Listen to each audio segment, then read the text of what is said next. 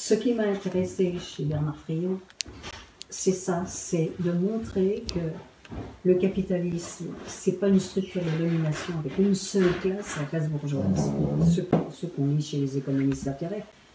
Tu dis, chez les économistes atterrés, il n'y a qu'une classe. Tous les autres, tu prends, comment il s'appelle, qui parle des délaissés, là, Porcher.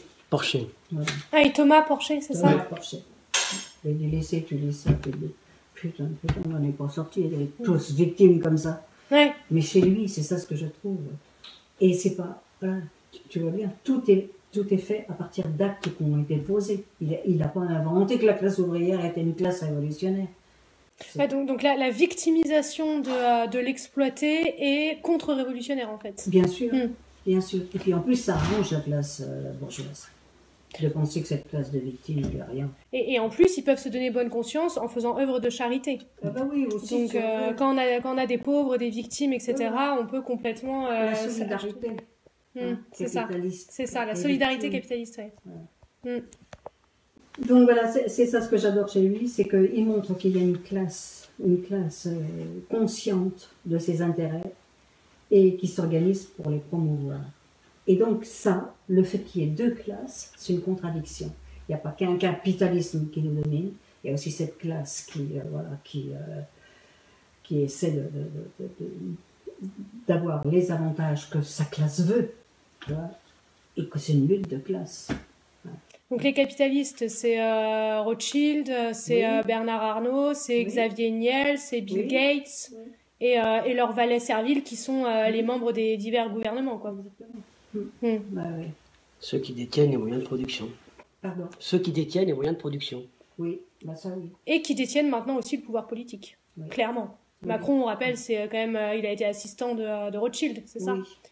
Donc là, c'est la même caste, la même classe. On va arriver au démontage de tout ça, après là. Donc, le marché du travail est dépassé par le salaire à vie et par les retraites de régime général.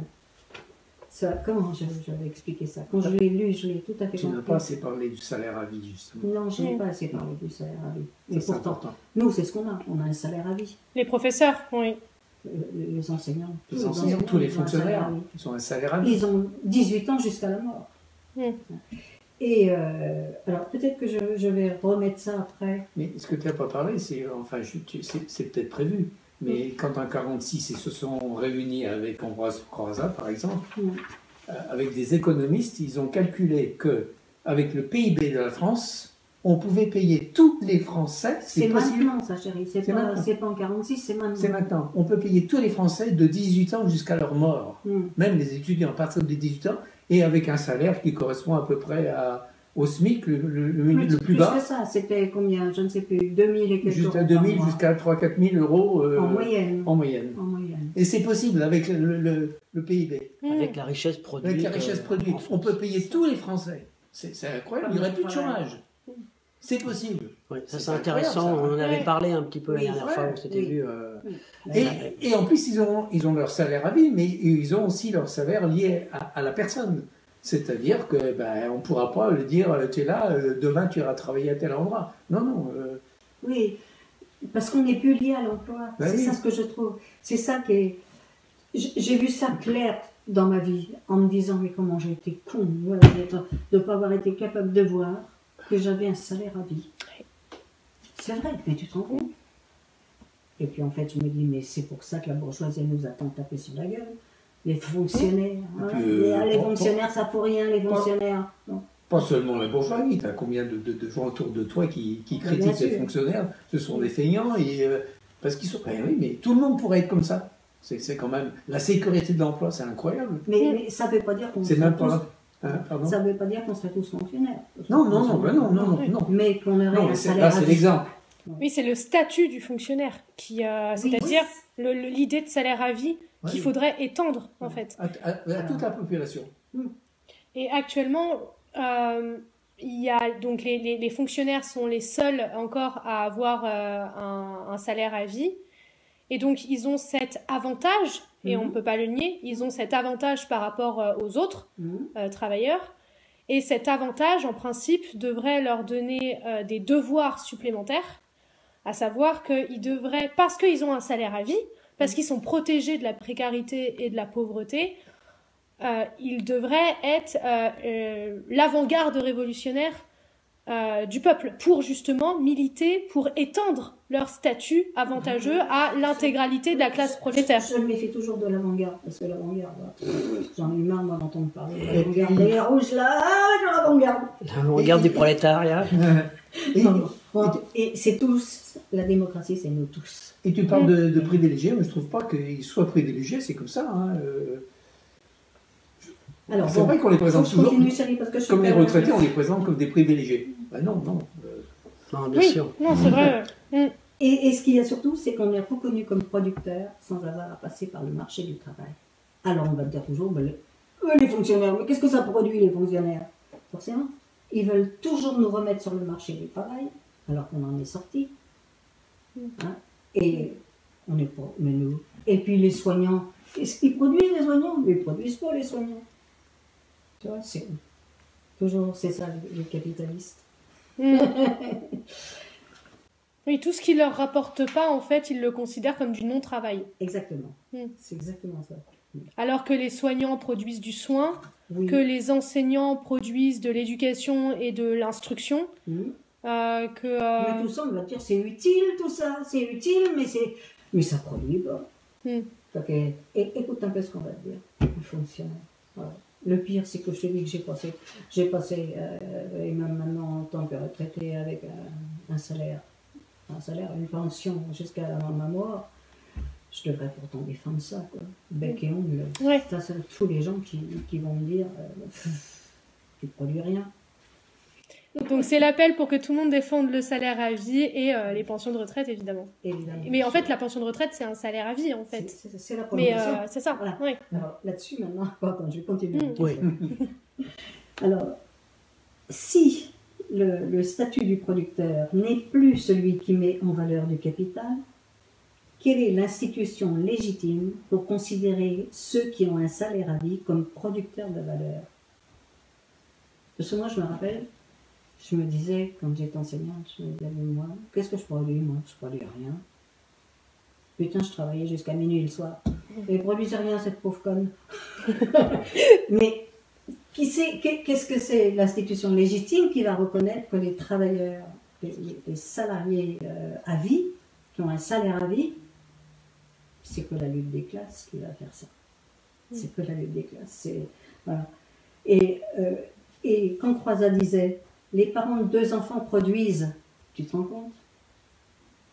Les allocations familiales représentaient 225 heures de travail d'un métallurgiste de la région parisienne. Il y avait un repère par rapport à la production, qu'on n'appelait pas la production, c'était pas une production, les parents qui élevaient leurs enfants. Et ça, c'est toujours remis en cause. Et il dit, les retraités du privé ou du public, ils auront aussi un salaire à vie. Et il dit, bien sûr qu'ils travaillent. Alors ça, avec le conseil. Quand je suis dans mon fauteuil comme ça, rien foutre, est-ce que je travaille? Ouais, je travaille. Attends, non, il faut pas déconner non plus. Voilà, c'est... Est-ce que tu travailles quand tu fais rien? N'empêche que tu as une pension parce que tu es reconnu comme producteur à vie. Mais c'est la différence entre le salaire à vie et le revenu. Le revenu de base, qui est une idée... c'est ça. Voilà. Souvent, les gens confondent les deux, en fait. Exactement. Souvent, les gens confondent salaire à vie, d'un côté, où tu es vraiment producteur de travail, y compris si ton travail, c'est d'élever tes enfants, puisque c'est un vrai travail d'élever ses enfants. Bien sûr. Alors que l'idée de revenu universel, prétendument, ils ajoutent le mot universel pour faire bien, mais revenu, ça nous... reconnaît seulement comme des êtres de besoin. Exactement. On vous donne la petite pitance. Exactement. Et puis comme on vous donne la petite pitance, il va falloir fermer votre bouche. Sinon, vous allez avoir faim. Et on te donnerait combien? 700, 800 euros? Il n'y a pas de quoi vivre. Alors que le salaire à vie, c'est au minimum 1500, 2000, 3000 euros. Oui. Et puis là, bon, j'ai pas eu le temps, parce qu'il faudrait que j'aille plus loin. J'ai pas eu le temps de développer, mais il y a des qualifications, tu vois, dans le salaire à vie. Il y a 4 qualifications. Tu sors à 18 ans d'où tu veux, tu t'en fous. On ne va pas reconnaître que tu es à un niveau d'études, ou peu importe. Tu as 18 ans, on te donne un salaire à vie. avec un niveau 1 de qualification et 1600 € pour démarrer. Après, si tu as envie, tu peux passer d'autres niveaux de qualification, il y en a 4. Et il ne faudra pas que le salaire dépasse 6 000 € au total. Alors évidemment, les capitalistes, tout le moment qu'on 25 000 €, ça ne va pas leur plaire qu'on leur dise « Ah, en fait, vous n'avez plus le droit qu'à 5 000 ou 6 000 €. Voilà, donc la bourgeoisie, pour qui les travailleurs ne produisent plus pour elle, ni qu'ils soient sortis du marché du travail, comme nous, hein.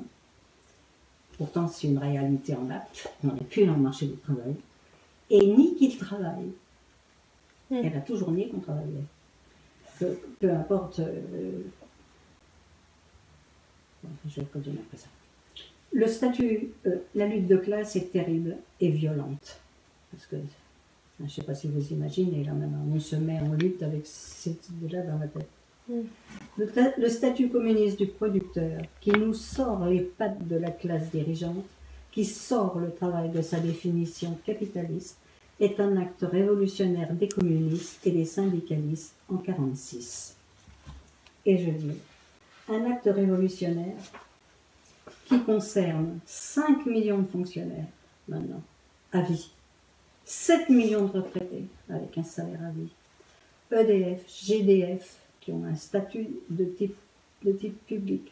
La métallurgie, la banque, la chimie, qui sont des travailleurs auxquels on a reconnu un droit à carrière. Quand on change d'entreprise à la banque, on est rembauché au niveau de son salaire ancien, ce qui transfère la qualification du poste à la personne. Donc aujourd'hui, combien il y a de personnes du coup en tout qui bénéficient déjà d'un salaire à vie?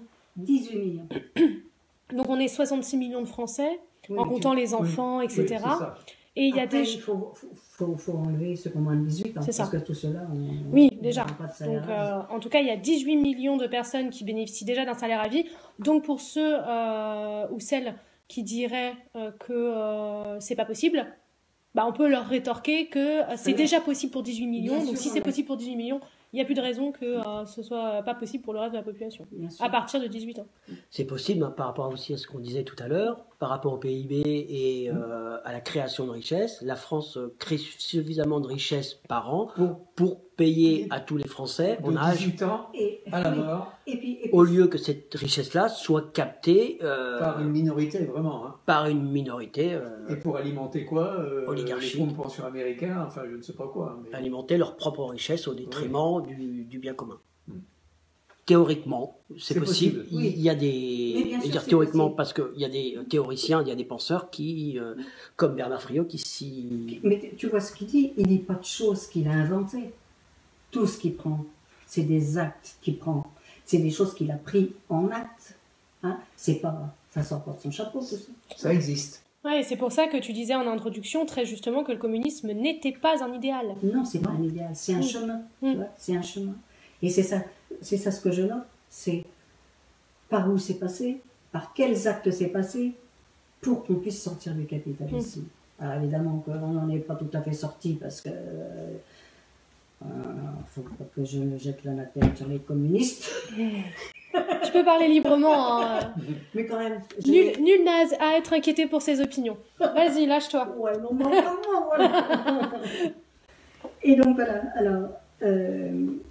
et dans les années 60-70, les chômeurs ne sont plus posés comme travailleurs productifs. Ils n'ont plus droit au salaire continué, mais ils ont droit au salaire différé. La réforme socialiste est arrivée. Et les chômeurs, avant ils étaient considérés comme personnes ayant droit à un salaire à vie. Maintenant, ils ont droit en fonction des cotisations qu'ils ont mises sur un compte. C'était quand que ça a changé, ça? Dans les années 60-70. Et on a attaqué d'abord les chômeurs, parce que c'était... Oui, les plus faciles, quoi. Les plus faciles, on tape sur le plus faible, et puis... ouais. pas organisé. Oui, bah oui, forcément. Oui, il n'y a pas de lieu où on peut se rencontrer. Ouais. Bon, aujourd'hui, on a les ronds-points. Hein. On peut se rencontrer sur les ronds-points, si vous voulez. Donc, et ça, c'est le salaire différé. Et c'est un droit à la contrepartie des cotisations passées. Et c'est ce que nous disent toujours maintenant les réformistes, les socialistes, les communistes avec.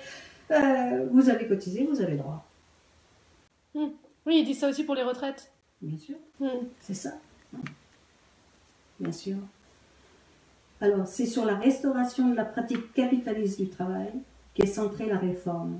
Et c'est une contre-révolution communiste. Parce qu'ils se réattaquent au statut du travailleur payé à vie, avec un salaire à vie. Tu vois bien là?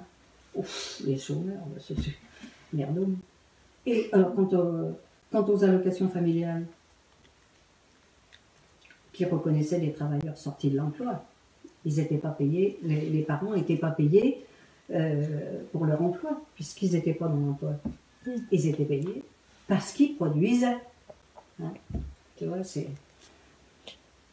Et qu'est-ce qui a fait que les capitalistes ont pu s'attaquer comme ça d'abord aux plus faibles et faire leur révolution à eux, en fait? Qu'est-ce qui a rendu ça possible? Eh bien, que personne n'ait défendu ce que 46 a apporté.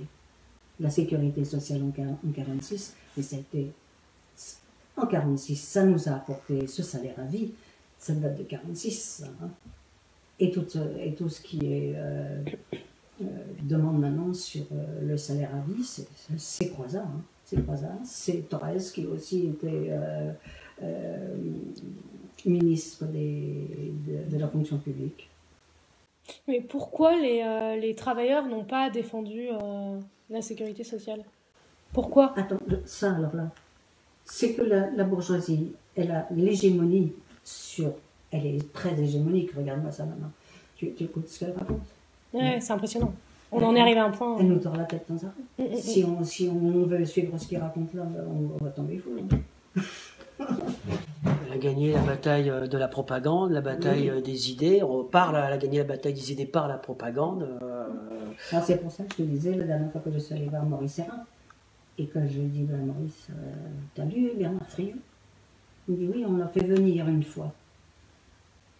Et j'étais allée voir le film de Bégodeau. On est allé voir le film de Bégodeau, Autonome. Et dans le film de Bégodeau, il a filmé un groupe d'intellectuels qui ne voulaient plus travailler, faire de la merde pour le capitalisme, et qui s'étaient installés à la campagne, qui produisaient, avec leurs outils eux-mêmes. Ils avaient fait une communauté, et les gens venaient acheter. Voilà. Donc, voyant que le Maurice Serrin était là, je me suis dit, peut-être que je peux lui poser quand même qu'il va peut-être. Et bien, j'ai senti que non. Et puis, tu sais... C'est qui ce monsieur-là, pardon, je ne le connais pas. Il a été représentant du PCF pendant très très longtemps, et il a été prof. Représentant du PCF en Sarthe. Donc. En Sarthe, bien sûr. À la Fédération de la Sarthe, c'était quelqu'un d'important. Donc, qu'est-ce qu'un ancien du PCF pense du coup du salaire à vie de Bernard Friot, etc. Il est toujours au PCF, il est toujours au PCF. Il est PCF. toujours au PCF. Mais rien, ça c'est leur foutre un coup de poing dans la gueule, qu'elle va dire ça. Ouais. Et moi, Maurice, je lui ai dit, tu sais Maurice, moi la prochaine fois que j'allais dans la rue, j'aurai ma pancarte, un salaire à vie de 18 ans à la mort. Parce que quand tu dis ça aux gens... Faites comme Chantal, faites des pancartes avec salaire à vie de 18 ans jusqu'à la mort. Par exemple. Par exemple. Ça pose la question, quoi. Comment on peut avoir ça à 18 ans? Mais elle est folle, là. C'est marquant, quand même. C'est vrai que c'est marquant.